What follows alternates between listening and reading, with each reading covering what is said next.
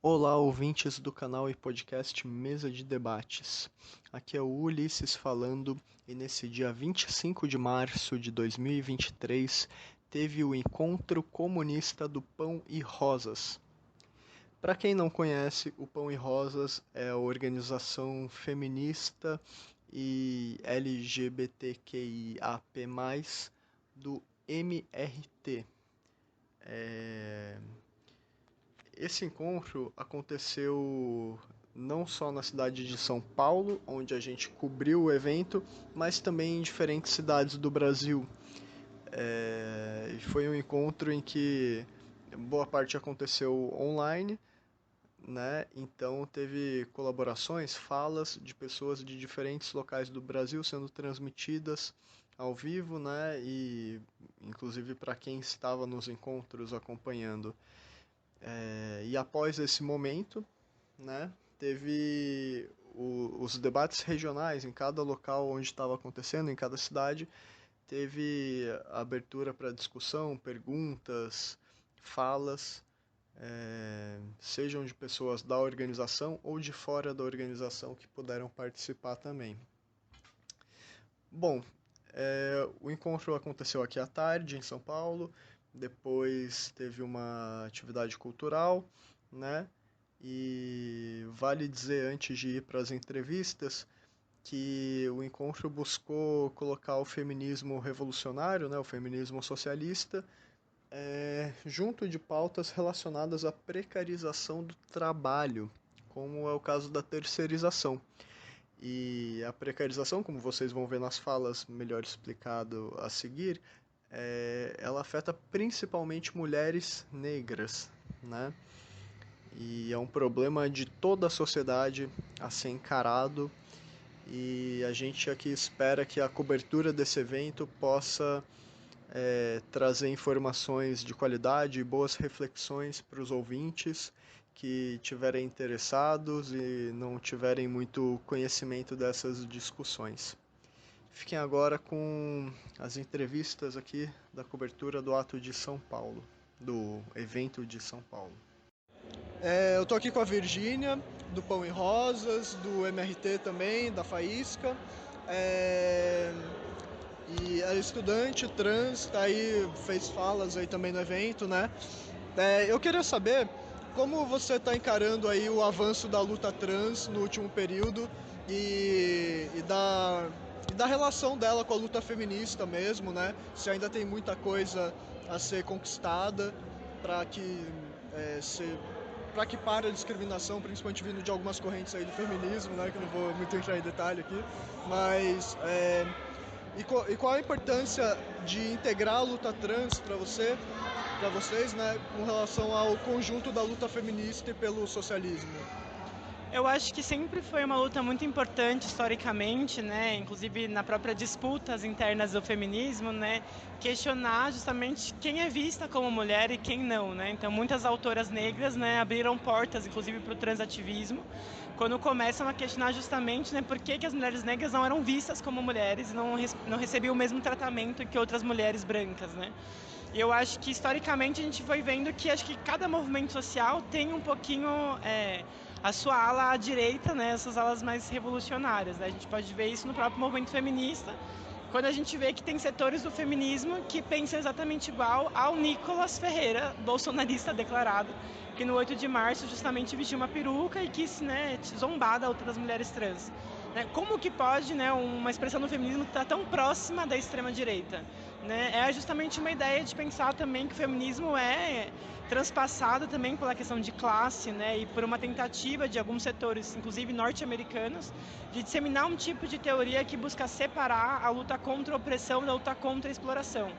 Né? Então, eu acho que hoje, né, a gente tem uma expressão muito forte de uma mudança cultural, né, que explica um pouco também como que a gente teve parlamentares eleitas, né, sendo principalmente pela questão trans, né, Erika Hilton, a gente teve a Erika Malunguinho antes, a gente tem uma série de parlamentares que é a expressão de um novo momento social que, na minha opinião, pelo menos, vem desde 2013 no Brasil, com as manifestações que tiveram naquela época, que questionavam a questão da cura gay, né, que estava ali junto do governo Dilma, né, o Marco Feliciano e etc. E foi abrindo um novo olhar das pessoas em relação a essas temáticas, né. Mas eu acho que a gente tem que ver que a transfobia é uma coisa indispensável para o capitalismo, né? Então ele vai se utilizar sempre da nossa diferença, não para justamente potencializar o que tem de pluralidade humana, mas justamente para usar isso como uma forma de discriminação e aumentar os seus lucros, né? Do ponto de vista das pessoas trans, a gente pode ver que a gente está nos piores trabalhos, né? Sempre, né? Terceirizados, etc. Mas a grande maioria não chega nem nos trabalhos terceirizados, né? Ainda está na prostituição. Né? E a gente tem muito um debate, inclusive, de como a prostituição compulsória, né, ela é diretamente um trabalho muito análogo à escravidão.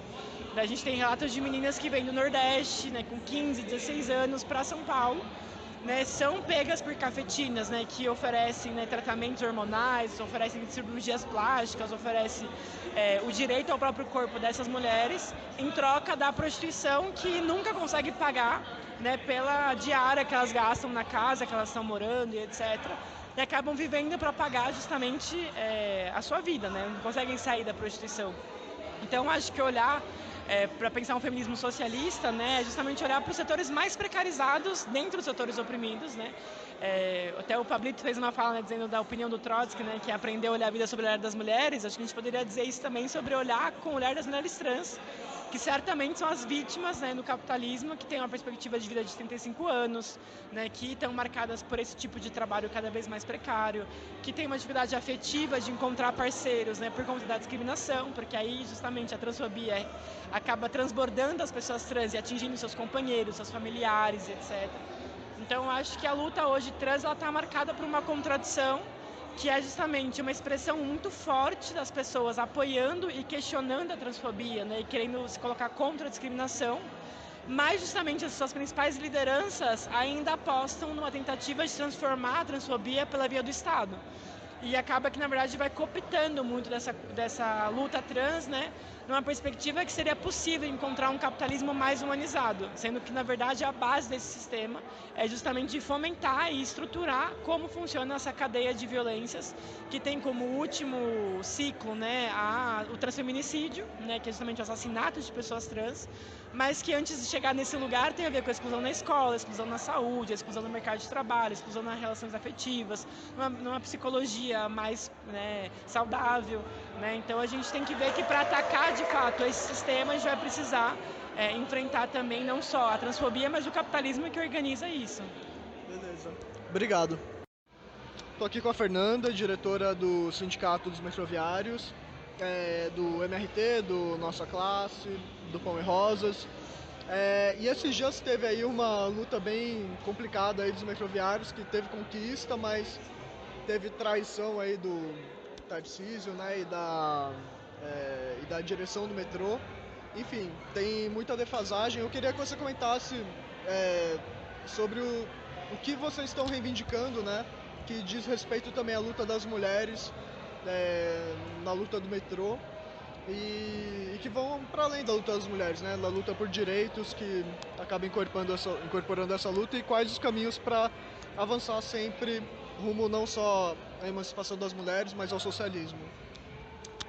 Sim, na verdade a gente, na quarta-feira, né, a gente vem, na verdade, desde o começo do ano, reivindicando alguns direitos, né, dos trabalhadores do metrô, que foram negados durante os últimos 3 anos, né, que são direitos que estão previstos, inclusive, em acordos coletivos e tudo mais, e que vinha contribuindo para uma defasagem enorme, né, no nosso salário. Inclusive, durante o período da pandemia, a gente perdeu alguns postos de trabalho, né, por exemplo, o pessoal da estação, né, teve a bilheteria, né, terceirizada, ou seja, o pessoal da estação teve em torno de R$1.000 aí no salário perdido, né, no período da pandemia, e a gente vem tendo, né, ao longo dos últimos anos, né, bastante perda, né, salarial e econômica e de condições de trabalho também.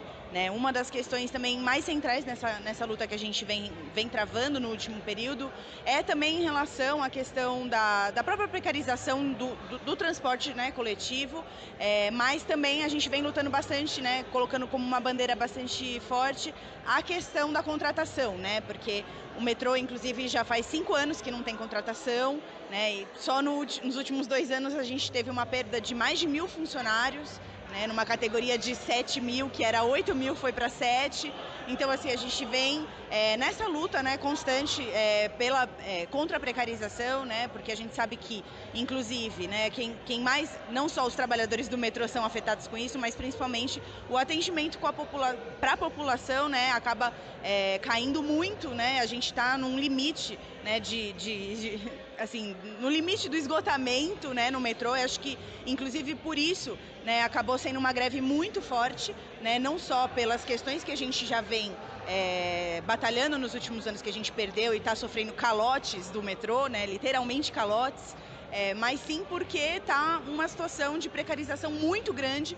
Então a gente teve uma greve que foi muito forte, né, de 1 dia e meio, 2 dias, que contou com o apoio da população, inclusive, né, teve essa questão aí do próprio Tarcísio, né, que num certo momento foi lá e falou que contanto que a gente não fizesse greve, ele poderia, né, autorizaria a gente a abrir a catraca para continuar prestando serviço para a população nesse momento, né, e a categoria se reuniu e decidiu abrir a catraca justamente, né, por conta disso, para seguir a nossa luta. E quando estava todo mundo nos seus postos de trabalho, só aguardando autorização, né, para abrir, o metrô literalmente estava com todos os trabalhadores nos postos, nos trens, nas estações, todo mundo esperando autorização, bastante ansioso, né, para abrir a catraca para a população.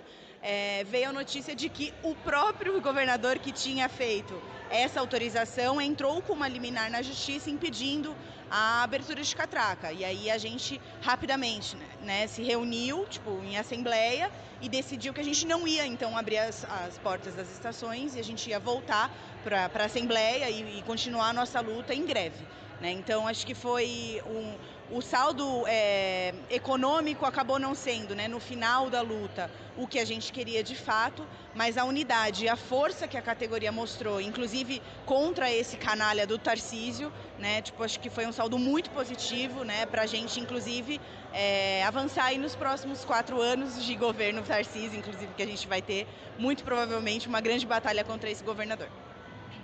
Beleza. Obrigado. Estou aqui com a Marcela, do MRT, do Pão e Rosas, do Nossa Classe Educação, professora aí do Estado, na Zona Norte aqui. E Marcela, esses tempos aí tá tendo eleição da POSP, né, e todo esse processo que já costuma ser, pelo menos pelo que eu vejo de fora, uma coisa meio caótica e com alguns problemas, né. E eu queria saber como anda a luta dos professores nesse período, né, com esses novos ataques ao longo desse ano aí, que estão aprofundando ataques na educação, e qual o caminho da luta para emancipar as mulheres, não só na educação, né, onde você está atuando, mas também para destruir o capitalismo e todas as formas de exploração e opressão, além da opressão contra a mulher. Oi, boa noite, Ulisses. Valeu por estar aqui cobrindo o evento. Acho que uma das coisas que a gente tratou aqui no encontro, e que eu acho que é a prioridade também para a nossa luta dentro dos professores, da categoria de professores estaduais, é a luta contra a precarização do trabalho da mulher, né? Que é uma categoria majoritariamente feminina e não por acaso tem uma metade que é aí professor contratado, precarizado, categoria O, V, enfim, a sopa de letrinha que o governo faz. Então a gente é o grupo que, assim como a gente fala aqui no nosso encontro, na prática lá nas escolas a gente vai justamente batalhar pela efetivação. A gente segue batalhando, né? Veio batalhando todos esses anos e segue batalhando e vai continuar batalhando pela efetivação das professoras e professores categoria O, os professores contratados, V, enfim, de todas as letras aí que nos dividem, também das terceirizadas dentro das escolas, né? E a gente acha que esse é o caminho, porque se a gente unifica a nossa classe, homens, mulheres, precários, efetivos, etc., a gente consegue colocar mais força aí nos nossos objetivos, que não é só destruir os governos e os ataques, as reformas, como o PSDB durante anos aplicou em São Paulo, e o Tarcísio de Freitas, bolsonarista nojento, segue, mas também os ataques do governo federal, né, do Lula-Alckmin, um cara que já provou que odeia a educação, mas não só contra esses governos, né, também contra todo esse sistema de exploração e opressão que a gente vive, e não por acaso a gente diz que para ser revolucionário precisa ver a vida com os olhos das mulheres, porque são as que menos têm a perder nesse sistema capitalista nojento que a gente quer botar abaixo. Então, justamente, unificar efetivos, terceirizados, contratados, professores contratados, homens, mulheres, negros, LGBTs, é o caminho que a gente vai buscar e construir para derrotar esse sistema. Beleza, obrigado. Estou aqui com a Silvana, do Hospital Universitário da USP, também do MRT, né, do Pão e Rosas. E eu queria saber, com relação à terceirização, como você vê a luta das mulheres frente à terceirização, principalmente as mulheres negras. Como você acha que essa luta deve ser conduzida para que, de fato, pare de ter todo tipo de discriminação, né? Que se reflete também nos salários, na precariedade dos trabalhos. Como vocês acham que deve ser feita a luta contra a terceirização para que ela consiga avançar também no sentido da emancipação das mulheres e de todo mundo do capitalismo? Então, o que eu acho é que assim, a precarização ela é concluída com a maior parte de mulheres negras nordestinas que necessitam daquele trabalho para levar o alimento para sua casa. Então, assim, o que eu vejo que a gente deveria mudar ali, a gente devia se unir mais, as terceirizadas se unir mais para dar uma luta mais forte. Aonde quer que a gente esteja dentro da USP, aonde quer que a gente esteja dentro da USP, porque a maioria é mulheres negras, terceirizadas e precarizadas. Então, é a necessidade da luta das mulheres tem que ser urgente, não é para amanhã, é para hoje. Então, nós temos que se unir e sempre lutar pela terceirização, para mudar essa terceirização da gente aí, que cada vez mais está se encaminhando, né? Tirando o trabalho de outras pessoas que a gente podia, tá tudo unido para ter uma só luta. Então a terceirização veio para dividir o trabalho de trabalhadores, de terceirizados, com efetivos, com outras classes. Então essa classe a gente não tem que brigar entre a gente tem que se unir para acabar a terceirização, a precarização e acabar também com essas coisas que está acontecendo de escravização, tem muita gente trabalhando um trabalho escravo ainda. Então a gente temos que lutar numa só voz, numa só união, todos os trabalhadores, né, para poder a gente ter um amplo melhor assim, de salário iguais, de trabalhos iguais, de o capitalismo não ter tanta força em cima de ganhar em cima da terceirização, porque o capitalismo ele ganha muito em cima da terceirização. Então, quanto mais eles ficam terceirizando, para eles é melhor e para nós sempre vai ficar no mesmo. Então, essa luta é uma luta constante. Nunca vai parar, é uma luta constante. Não que a gente pensa que a gente não está vendo resultado nenhum, mas amanhã a gente vai ver o resultado. Porque a gente já teve antepassado que lutou para que hoje eu possa estar aqui negra, mulher negra, falando sobre a terceirização e sobre qualquer outras coisas, porque a gente pode falar. Beleza, obrigado. Eu estou aqui com a Grazi, do Quilombo Vermelho, do Pão e Rosas e do MRT. E eu queria perguntar para você, como vocês do Pão e Rosas, principalmente do MRT, veem a questão da precarização do trabalho das populações racializadas, negras principalmente, né, falando do Quilombo Vermelho. Como vocês veem a correlação, né, entre a opressão negra e a exploração capitalista? E quais os caminhos que vocês veem para a libertação não só das mulheres, né, e LGBTs, como a gente está aqui nesse evento, mas principalmente dos setores mais precarizados, né, que sofrem com terceirização e outros tipos de precarização, que são as mulheres negras, principalmente, que estão na linha de frente muitas vezes. E qual a importância delas para conseguir avançar na luta contra o capitalismo também?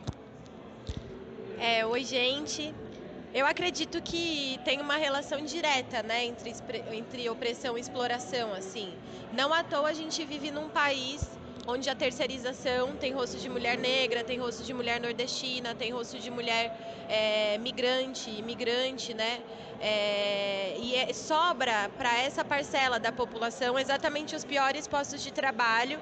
E para além da terceirização, com a reforma trabalhista, a gente viu se aprofundar, né, formas ainda mais líquidas de trabalho, sem direito trabalhista, a terceirização virou irrestrita, tem a uberização, e a isso se cruzam outras coisas, né? Hoje a gente debateu bastante a questão da reforma do ensino médio, porque eu sou professora, e a gente sabe que essa reforma do ensino médio, por exemplo, que se deu em combinado, né, ali no mesmo período que a reforma trabalhista, é uma reforma que desde a educação básica pega exatamente a juventude negra, a juventude que é filha dessas trabalhadoras precarizadas, né, pela terceirização, mulheres domésticas, mulheres sem nenhum direito trabalhista, e desde o ensino, né, no final ali do ensino básico, rouba, né, conhecimento, rouba caminhos que esses estudantes poderiam traçar e desbravar, porque a educação já se torna desde ali uma educação para o mercado de trabalho sem direito. Então querem ensinar, né, conteúdos de educação socioemocional, de resiliência, tirando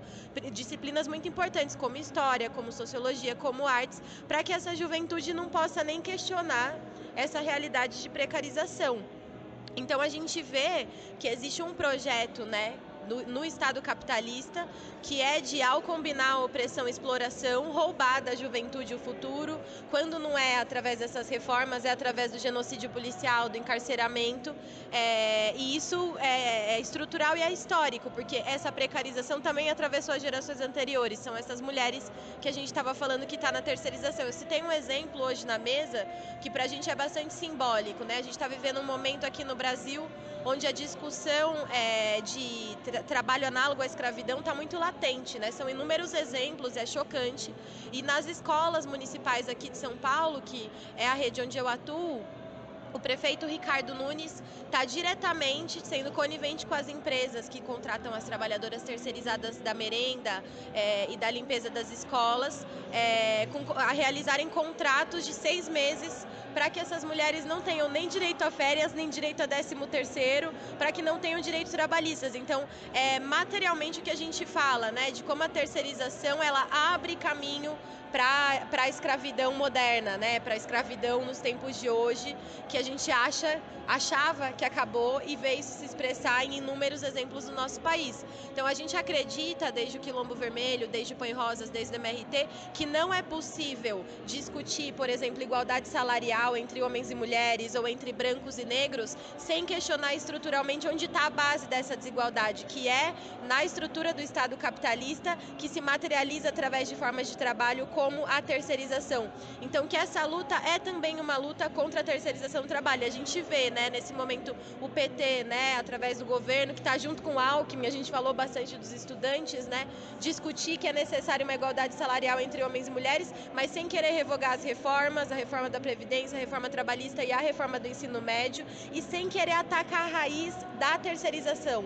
Então, para a gente que está discutindo o antirracismo, que tem uma conclusão anticapitalista, um feminismo que tem uma conclusão socialista, é necessário colocar essas e esses trabalhadores, né, negros, racializados, indígenas, migrantes e imigrantes, na linha de frente de cada processo de luta, exigir nesse momento a revogação integral do conjunto das reformas, o fim da terceirização. Hoje a gente está lançando uma campanha muito forte aqui contra a terceirização do trabalho, que a gente quer implementar nos locais de trabalho, nos locais de estudo, construir milhares de assinaturas e levar esse debate para dentro dos sindicatos, porque a gente vê também que tem uma linha, né, dos movimentos sindicais estarem cumprindo um papel auxiliar do governo, que é de não mobilizar os trabalhadores para a gente enfrentar e questionar tudo isso nas ruas, né? A gente acredita que é através da auto-organização dos trabalhadores, da tomada das ruas, dessa nossa organização de base, que liga a luta contra a opressão com a luta contra a exploração, que a gente vai poder avançar para o conjunto da nossa classe e dos setores oprimidos que vão ser linha de frente de cada processo histórico, né? Porque são os que mais sofrem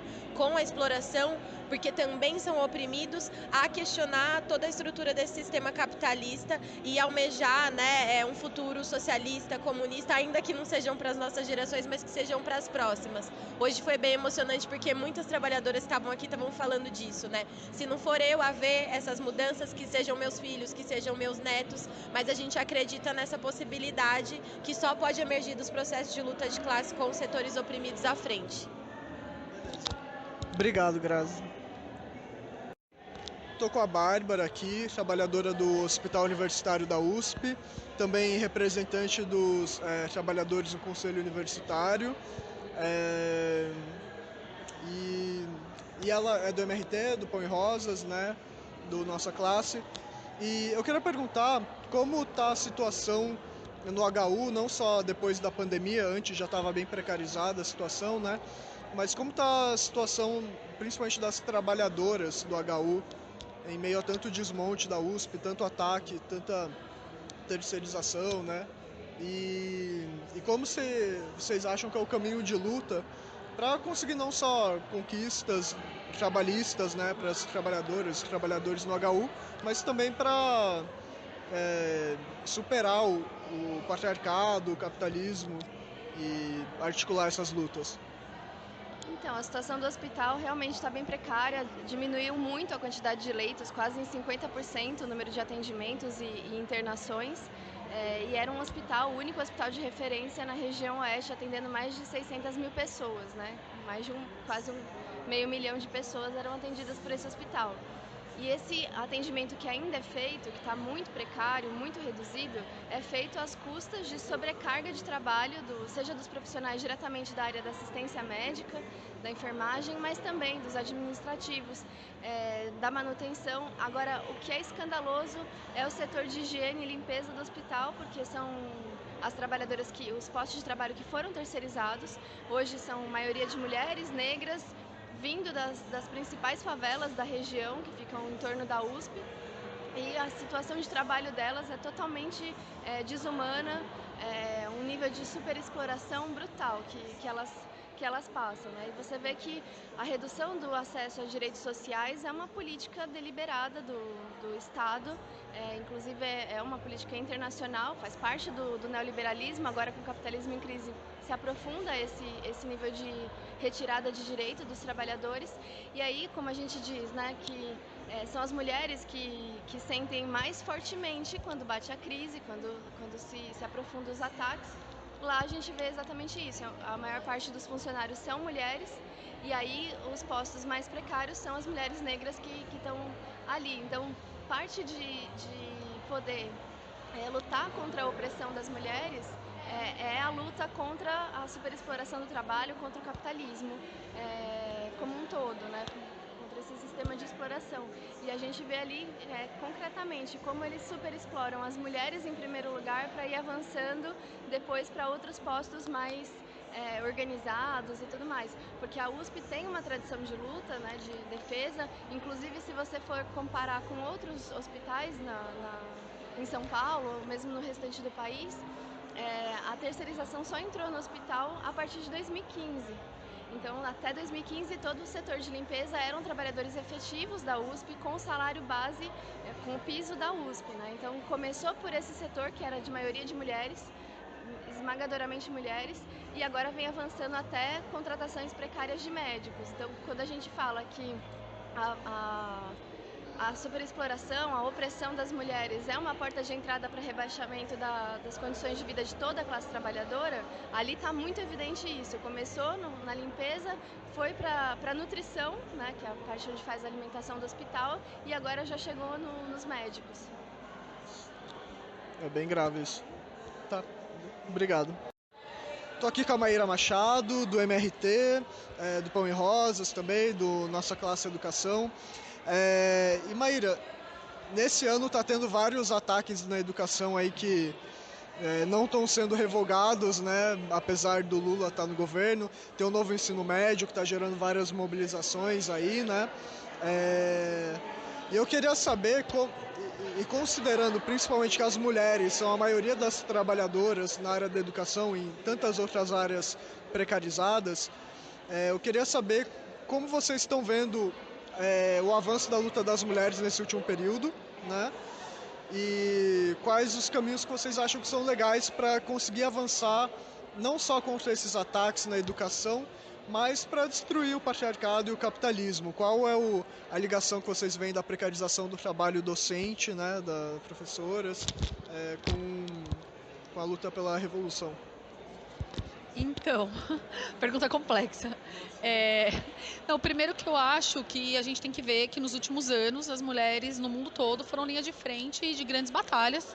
Se você for ver nos Estados Unidos contra o Trump, as mulheres estavam na linha de frente, né? No Black Lives Matter as mulheres estavam na linha de frente. Aqui no Brasil também, a gente protagonizou vários momentos em que as mulheres estavam na linha de frente, na Primavera Feminista, em diversos momentos. Aí a gente aqui no Brasil viveu os últimos 4 anos, né, da extrema-direita, do reacionarismo, né, e também, né, nos 2 últimos anos de pandemia. Então ficou parecendo um pouco que estava tudo estático, né? Só que agora que a gente voltou à normalidade, né, que é a normalidade capitalista, que coloca pra gente uma série de questões, a gente já começa a ver uma nova reorganização, um novo ânimo na classe trabalhadora. Por um lado, a gente vê a luta na França, que é assim, extremamente forte, que as mulheres também estão na linha de frente lá, né? A reforma da Previdência que o Macron quer aprovar, certamente vai ser um ataque diretamente à vida das mulheres. E aqui no Brasil também, apesar das direções sindicais quererem paralisar a nossa luta, não quererem organizar a nossa classe, a gente viu nessa última semana, por exemplo, um ato de professores que só não foi maior porque a POSP, né, que é o Sindicato dos Professores do Estado, não chamou paralisação. Porque se tivesse chamado, seriam milhares e milhares de pessoas, porque tem uma revolta muito grande em cada escola. Não somente por parte das professoras, mas também dos e das estudantes, né? Então vejo que isso é realmente um barril de pólvora e que as mulheres vão estar na linha de frente justamente porque nós somos maioria da categoria docente. Então eu acho que está um pouco nesse contexto assim, a situação. E existe muitas questões para a gente poder lutar, né? O Lula, desde as eleições, falou que não ia revogar nenhuma reforma. E agora, frente ao novo ensino médio, o que eles estão falando é que vão fazer consultas com a população, que são consultas fakes, porque são pesquisas, esse tipo de coisa. Sendo que se a consulta tivesse sido feita antes, nunca teria o novo ensino médio. E agora ela já está feita, porque a grande maioria das comunidades escolares querem a revogação imediata da reforma. Então, o que a gente vem discutindo?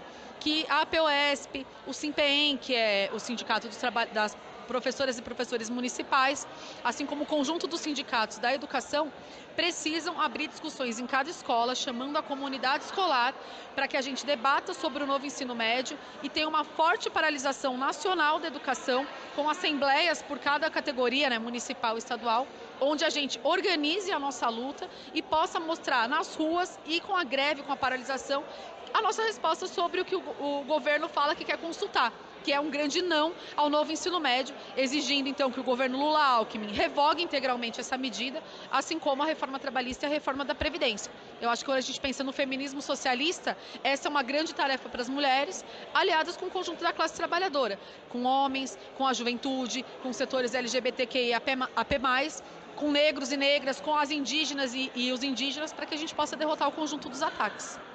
Beleza. Obrigado. Eu tô com a Júlia e com a Mariana aqui, que são da Faísca. E eu queria saber, né, vocês que estão envolvidas aí com o movimento de juventude anticapitalista, qual a importância que vocês veem da luta da juventude, tanto para a questão da mulher, né, para a libertação da mulher, combater o patriarcado, e o movimento estudantil também, né, envolvido nessa luta, e como vocês veem esse caminho não só para derrubar o patriarcado, mas também o capitalismo. Qual vocês acham que é o meio de avançar nesse conjunto de lutas aí que vocês estão inseridas? Então, meu nome é Mariana, né, como ele acabou acabou de falar, construiu a Faísca Revolucionária. E primeiro que a gente tem como um ponto muito central de que a luta contra o patriarcado é impossível agora sem uma luta contra o capitalismo, porque apesar do patriarcado ser anterior, né, o capitalismo e a burguesia, eles utilizam desse tipo de opressão para poder lucrar ainda em cima da nossa força de trabalho, colocando, né, as mulheres nos piores postos de trabalho, principalmente as mulheres negras. E dentro da universidade a gente pode entrar nisso, tipo, em diversos temas, assim, tipo, tanto nas questões mais de segurança, né, que a gente sente, tipo, dentro da universidade, de assédio mesmo, tipo, lugares que não tem luz e que, tipo, já tiveram situações, assim, com meninas. E a gente coloca, tipo, primeiro que a gente não pode ter nenhuma confiança na reitoria, porque, tipo, essa reitoria, principalmente da Universidade de São Paulo, que tem um orçamento de bilhões de reais, tipo, são mais de 7 bilhões de orçamento, se eu não me engano, e, tipo, a gente tem que colocar mais em questionamento, tipo, para que esse orçamento está sendo utilizado, que a gente não sabe. Então a gente coloca como política muito, né, para onde está indo esse dinheiro. Então, abertura de contas, né, para os estudantes saberem por que, por exemplo, o CRUSP é, tipo, tão precarizado. Por que os estudantes, tipo, mais pobres, eles, tipo, têm essa moradia tão precarizada? Por que eles têm atraso de bolsas, por exemplo? Então, a gente coloca, tipo, muito fortemente esse ponto de não ter confiança na reitoria e de que nada que a gente tem hoje, tipo, seja, sei lá, bolsa, nada foi dado por nenhum governo e nenhuma reitoria e nunca vai ser, né? Tudo foi arrancado com greves, com lutas e, enfim, a gente coloca também como ponto central a Aliança Operária Estudantil, porque essa mesma reitoria que precariza, tipo, a moradia, que não paga bolsa, que, enfim, faz com que a gente passe por isso, é a mesma reitoria que, enfim, deixa trabalhadoras terceirizadas agora sem os pagamentos devidos. Enfim, agora a gente está vendo também que na faculdade de medicina as terceirizadas ficaram sem o pagamento dos salários, ficaram com salários atrasados. E isso não é de hoje, assim, tipo, anos atrás tiveram greves de terceirizadas da limpeza, por exemplo, porque não tiveram seus salários pagos. E a gente vê, tipo, a terceirização como, tipo, uma porta de entrada, quer dizer, literalmente a precarização do trabalho, uma porta de entrada para um salário, para, tipo, um trabalho semi-escravo, assim. A Ju pode falar mais agora, já que tem mais pontos. Então, eu acho que, assim, é bem isso que a Mari falou. Eu sou Júlia, né, só para me apresentar, eu construo a Faísca Revolucionária e o MRT, o Movimento Revolucionário de Trabalhadores, e também construo a nossa agrupação internacional de mulheres, que é o Põe Rosas. Mas basicamente, assim, o que acontece é que tem várias situações que as mulheres trabalhadoras e estudantes passam dentro da universidade que estão atreladas à opressão patriarcal, assim. Então, tipo, nos termos do senso comum, o próprio machismo em si mesmo, né? Só que, tipo, por que isso dão? Isso se dá dentro da universidade, não é porque a gente está dentro da universidade. Isso se dá porque isso é parte de uma lógica da opressão patriarcal que se dá em todos os espaços, tipo, do mundo, assim. Em todos os espaços do país, em qualquer lugar que você for, você vai passar situações ruins se você for uma mulher, se você for no metrô, se você for no mercado, se você for na padaria e se você estiver dentro da universidade. Tipo assim, isso não é uma coisa exclusiva da universidade. Só que a questão é que a gente tem que lutar por essas demandas que aparecem. Então, sei lá, por exemplo, hoje é 2023, em 2022, que foi o ano passado, uma menina foi estuprada na USP por não ter segurança no sentido de luz, assim.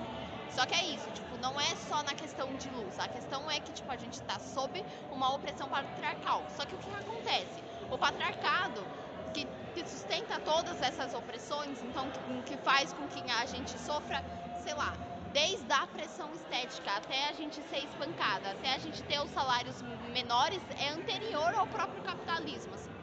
Então, na Idade Média, na época dos caças bruxas, já existia o patriarcado. Mas a questão é que o patriarcado ele foi apropriado pela burguesia quando teve o surgimento dos estados nacionais e basicamente o surgimento das classes para se utilizar da opressão e explorar cada vez mais. Então, é essa opressão que sustenta o fato de as mulheres ocuparem hoje os postos de trabalho mais precários. É só você olhar para a universidade, como é a Universidade de São Paulo. Quem ocupa os postos de trabalho mais precários? Quem trabalha no bandejão e é terceirizada não recebe nenhum direito e é absolutamente mal paga e além de ser rotinamente humilhada no seu cotidiano de trabalho. São mulheres e mulheres negras, assim como é a opressão do racismo, assim, que sustenta toda essa lógica capitalista. A questão é que, além de a gente olhar para essas demandas quando elas aparecem dentro da universidade, a gente tem que ter elas como legado. Porque, assim, o próprio Leon Trotsky, que foi um revolucionário brilhante, já dizia que quem mais sofre pelo velho é quem vai lutar pelo novo. Então é só a gente olhar pelos processos de luta de classe que a gente tem na nossa história. As mulheres estavam à frente. Então agora a gente tem mulheres no Peru lutando contra o golpe da Dina Boluarte. A gente tem mulheres francesas lutando contra a reforma da Previdência em Macron. A gente tem a Revolução Russa. A gente tem 1 milhão de processos, assim. A gente tem as greves da USP, como foi em 2011, que as mulheres da limpeza se revoltaram, jogaram os lixos nas escadas das universidades porque elas não eram pagas. Se elas não são pagas, elas não vão exercer o trabalho e ponto final. Porque os trabalhadores não são reconhecidos dentro da universidade, assim. E é isso, a opressão de gênero dentro da universidade, ela se mostra quando quem ocupa os piores postos de trabalho são essas mulheres terceirizadas, assim. Só que além de a gente lutar por essas demandas como elas aparecem, é isso, de entender que as mulheres é o grupo social mais oprimido e que, tendo a burguesia apropriada a opressão patriarcal para explorar cada vez mais, o que justifica as mulheres estarem no posto de trabalho mais precário, a nossa luta é contra o capitalismo. Porque a opressão de gênero ela só vai ser dizimada quando a gente dizimar o capitalismo, que é quem sustenta hoje toda essa opressão, assim. Então, só que o que eu acho que falta para o movimento estudantil é propriamente uma estratégia que coloque os fins comunistas como um objetivo, assim. De não lutar pelas demandas, por exemplo, de assédio só quando elas aparecem, assim. Porque elas vão rotinamente continuar aparecendo se o capitalismo não acabar, assim. E, tipo, é isso, tipo, existe uma estratégia para isso, assim, que é a gente confiar só nas nossas forças e tal, ao lado das trabalhadoras e dos trabalhadores, porque é isso. Tipo, os outros feminismos, o que eles fazem? Eles dividem a classe trabalhadora quando eles colocam os homens contra as mulheres. Não. Qual é o inimigo das mulheres? É o sistema capitalista. É a classe capitalista. Para quem que a gente está dando dinheiro quando a gente está trabalhando de forma precarizada? Para os grandes burgueses. E são os mesmos burgueses que exploram os trabalhadores homens. Então é ao lado dos homens trabalhadores que a gente tem que se colocar para derrotar de vez o capital e dizimar toda a opressão e exploração do mundo. Obrigado, gente. Tô com a Vilma aqui, trabalhadora do bandejão da USP, lutadora aí de décadas, né, que tá aí no Pão e Rosas também, no MRT, no Nossa Classe. Eu queria saber com relação a luta que você tem feito no bandejão, na USP, conta mais sobre a precarização do trabalho que vocês passam e a luta para efetivar também quem é trabalhador terceirizado, que acaba ficando separado, né, até em direitos dos trabalhadores efetivos. E quais os caminhos para avançar e vencer, conquistar essa luta para as trabalhadoras, que são a maioria, né, no bandejão e em tantas áreas? Olha, eu como lutadora e participo do Pão e Rosa e da Nossa Classe, nós juntos lutamos que a USP, a Universidade de São Paulo, contrate todos os terceirizados pela USP, que não tenha terceirizado, que isso é uma forma de separar os efetivos dos terceirizados e também de humilhá-lo eles, porque eles ganham muito pouco. Eles não têm direito de comer no bandejão, eles não têm direito de usar o circular para chegar no emprego, para chegar nos blocos da universidade. Isso é cruel. Isso é cruel, então eu luto. E para eles comer no bandejão, não é só eu. A maioria dos meus companheiros que trabalham no bandejão também é a favor que eles possam comer. Aqueles que trabalham lá dentro do bandejão, possam comer dentro do bandejão. Entendeu? Não levar a marmita.